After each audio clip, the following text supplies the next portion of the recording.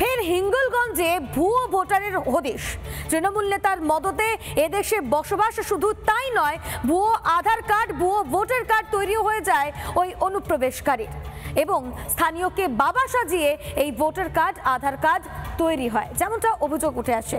আর শুধু এই অনুপ্রবেশকারী একা নয়, আরও একাধিক এরকম অনুপ্রবেশকারী রয়েছে, দাবি করছেন খোদ স্থানীয় পঞ্চায়েত সদস্য।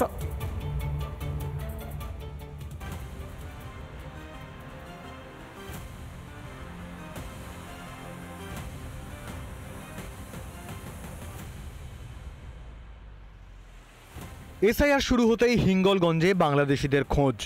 অবৈধভাবে ভারতে আসার অভিযোগ বাংলাদেশি আফজল গাজীর বিরুদ্ধে। স্থানীয় বাসিন্দা আতিয়ার গাজীকে বাবা সাজিয়ে ভারতীয় নথি তৈরি করে বলে অভিযোগ। এরপর সে কুয়েত চলে যায়। এটা কি? এটা স্যার আমার গ্রামের না, আমার ছেলে না। এখানে দেখা যাচ্ছে আপনার তো আছে তো স্যার, ওটা আমার ছেলে না, ও ছেলে আমার না।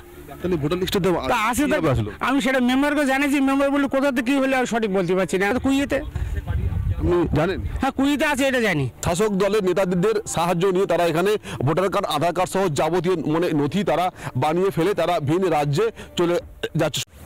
অভিযোগ, স্থানীয় তৃণমূল নেতা হাসান গাজীর একটি মেছো ভেড়ির আলা ঘরে থাকতো এই বাংলাদেশি আফজল।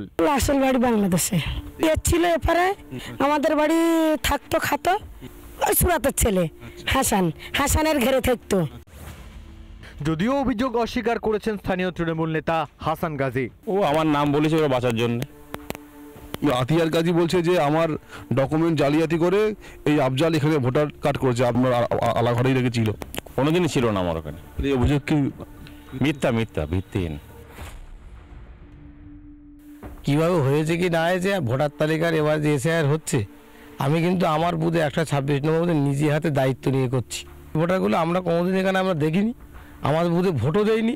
24-এর তালিকার থেকে দেখছি এই নামগুলো। এই আফজাল বলে যে ছেলেটা, শাকিল বলে ছেলেটা, আমি নিজে চিনি না।